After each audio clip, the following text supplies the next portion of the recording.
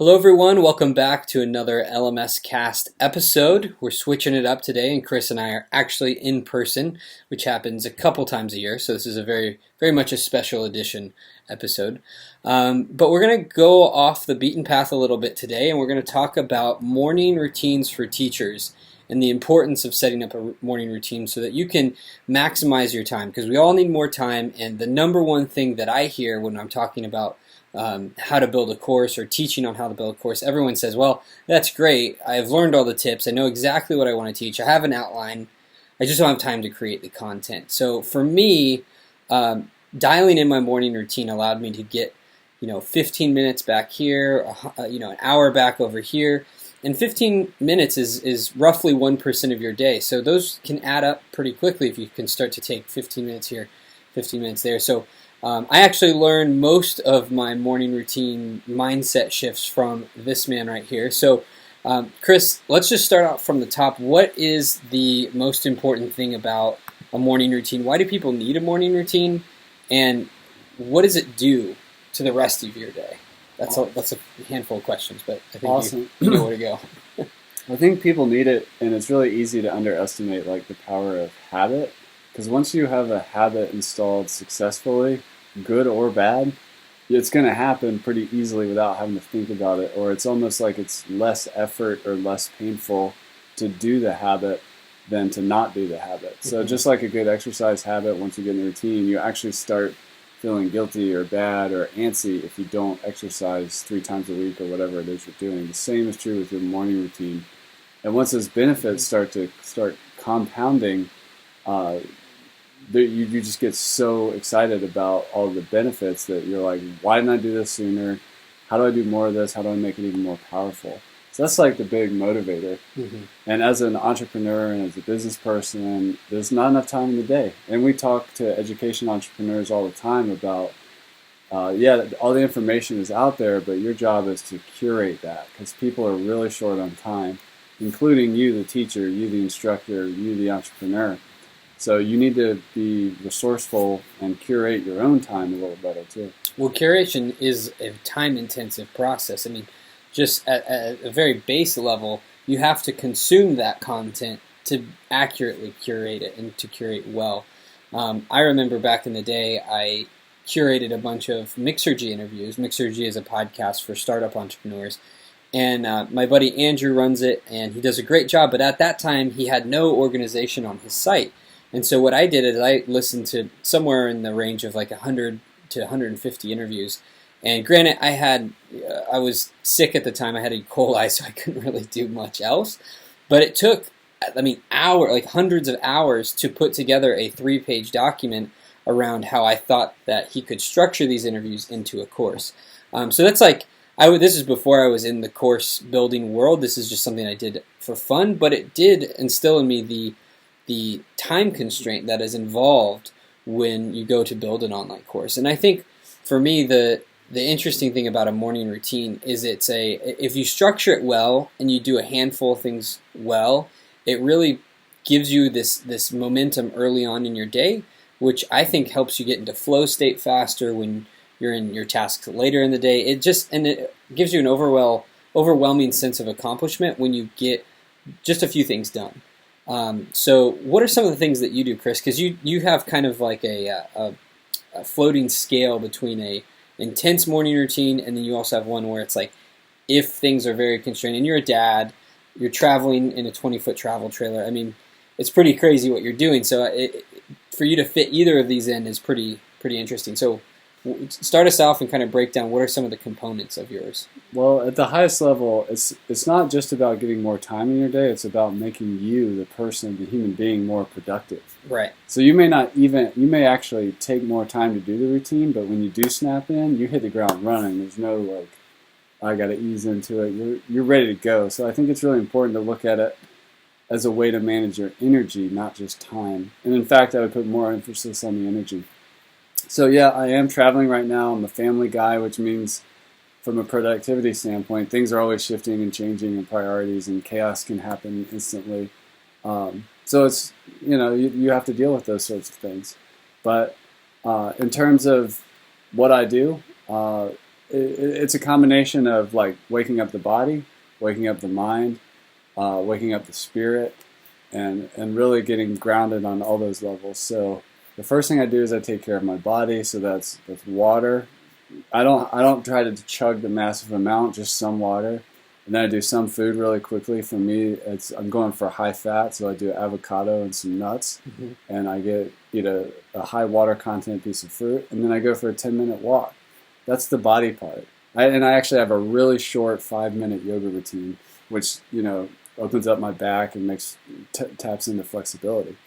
And then after that, while I'm doing that, I listen to a podcast, which helps me open up. All right, sorry about that, everyone. My laptop ran out of drive space, so I cleared that out, and now we can continue to talk. But you were right at your yoga routine. So you've got all these body components. Yeah, that's where you start, right? Absolutely, yeah. It's super short. There's like a 3 pose thing that I go through 3 times. It's very fast, and then there's a specific exercise I do to wake up my back muscles. That's that. And while I do that, I listen to a podcast that's not related to business. Now, it's important that it's not related to business because I'm waking up my mind, but I'm not trying to start a bunch of stress about work or something I'm not doing in terms of marketing or innovation or whatever. I want to just be, so usually it's some kind of health and fitness podcast. It's turning my brain on without stress. And from there, I do a meditation. I use an app called Calm. I know you use one called a Headspace. I just do 5 minutes because that's all I need, and I could do longer, but that's where I'm at. And then I do all the stuff, take care of my body, take a shower, get ready for the day, and then I have a gratitude journal where I write down the 3 things that would make today great, 3 things I'm grateful for, and my daily affirmation. And then I actually do a really short visualization of my life, not just about work, of like the perfect day. And when I set that down and turn that off, that takes about 5 minutes. I go into my top 3 priorities, which are never email, and I've set them the day before so that I don't have to like spend time trying to recalibrate and figure out what my top are. And I've been working on the morning routine for a long time, so I would suggest starting with something much simpler, but over time, that's what works for me. It actually takes me about an hour to an hour and a half to get through that. But when I do it and when I don't do it, there's a dramatic difference in how productive and how centered I feel during the day. So that's an interesting point because it's like you're actually burning time in a way to get time back. I think it's a little counterintuitive, but I definitely have seen the power of it since, you've encouraged me a lot to kind of create your own. And I think that's the important thing. Like, I would encourage people not to copy and paste yours. It's probably going to be, it's not going to work. They're going to get discouraged. Mine looks totally different. Mine's about an hour. And what I do is I wake up and I have a glass of water. I think that's the simplest, easiest way to start your day. You'll notice just in terms of the energy that you experience from that, like your body has been dehydrated, so that can really just get the blood flowing and things. And then, let's see, I do a breathing training program called the Wim Hof method. He's from Holland, and he, you guys just have to check him out. That could be a whole episode, but basically this guy has used meditation to do some pretty incredible things. And so I listened to a couple podcast interviews. I started doing his breathing training. It's very, very simple, and it's really changed the way I get into my day. So I do that breathing routine. Again, you can check it out. It's just WimHofMethod.com. I do that, and then right after that, I do a meditation through a Headspace, which is a meditation app. And I do it in that order because the breathing gets my body oxygenated, gets a lot of the stale air out of my lungs. I feel noticeably better and different and calm.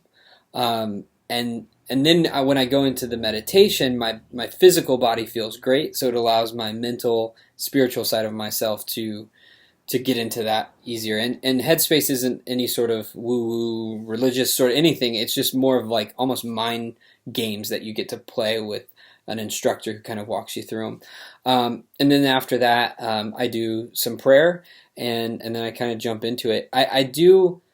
I like to read in the mornings too, but I switch that up on, like, I would say that's part of my morning routine, but that's really dedicated to usually Mondays and Fridays, and it's I consider it work because I'm reading things for work, but I think that all of that needs to happen before email, and all of it needs to be kind of custom tailored to you. I mean, this has like been 18 months of figuring this out, failing lots and lots of times. I used to do a journal. There was the 5-minute journal, and then I moved to I forget the name of the second one, but those just they weren't my type of thing. I mean, I found out like I'd write the same things over and over. So, and that's okay. Like, but that works for you. So I think the point here is figuring out what it is that works for you. And to bring this home and bring it full circle, we're not, the reason that I think it's important for teachers to do this is, especially some of the things that are more around the body and the mind, is that it gives you a clean slate to kind of create. And a teacher in some way, shape, or form is always going to be creating a course online, creating a new lesson, creating a new idea, creating a new metaphor or visual depiction of something you're teaching. You're always in creation mode. And I think that you have to be in your best state to do that. And so figuring that out, getting yourself systematically in that state in the morning will help you be way more productive. And for me, spending that hour in the morning, and what I mean by like getting hours back later in the day is that I get hours back by maximizing the time that I have and being very, very efficient with the time that I'm given. So the thing that I would say is that if you're in a 9-to-5 job, or you're in you have some sort of constraints that you can't control, you're not an entrepreneur yet, I would say the morning routine can really give you the space to have some extra time at the end of your day after work. I know that seems crazy, but getting through that day, being in the right mindset, not being slowed down by those impulses, or being able to handle them better, manage the stress better, will help you be more productive with the time that you would be spending at the end of the day. It is all connected. It's all interrelated. We should talk about dieting for teaching entrepreneurship and course creation. I'm currently testing and figuring out intermittent fasting. Chris has done some fasting. There's reasons why we do this stuff. It's not just that we're like crazy Montana, and Californian hippies or whatever. Like, there's actual scientific research on how this can really help you. And I think in this day and age, with all of these impulses, we have to be more mindful, and we actually have to fight to be in our high performance optimum mode. So that's kind of my thought. Chris, do you have any closing thoughts for everyone? Yeah, I would just say start small. So find something like a 5 or 10-minute routine that's as simple as, nourishing the body with some water and some kind of nutritious food. Doing something for the mind, whether that's a podcast episode or a book, and then doing something for more your emotional state or your spiritual state, whether that's a meditation, a walk in nature, a visualization, gratitude journaling, something like that. And then it just grows. Like, I've been working on my morning routine since like 2008. So it's been a process. And right now I'm at the very beginning of an evening routine, which is where you wind down and turn off at the end of the day. Because if you're anything like us, your mind can go indefinitely until you just, pass out, because you can't turn your brain off. Mm-hmm. I think it's also healthy. Your morning routine gets even better when you allow yourself enough recovery time at night. So that's the flip side of this equation. Yep. All right, everyone. Thank you for listening/watching. You can always find us on Twitter at @JMillage and at Chris Badgett. We would love to chat with you there. And also, if you haven't yet, check out our plugin. It is completely open sourced and free. It's called LifterLMS. You can find it at LifterLMS.com. We would love for you to choose to use our system to power your online course. So thank you so much for joining us, and we'll talk to you soon.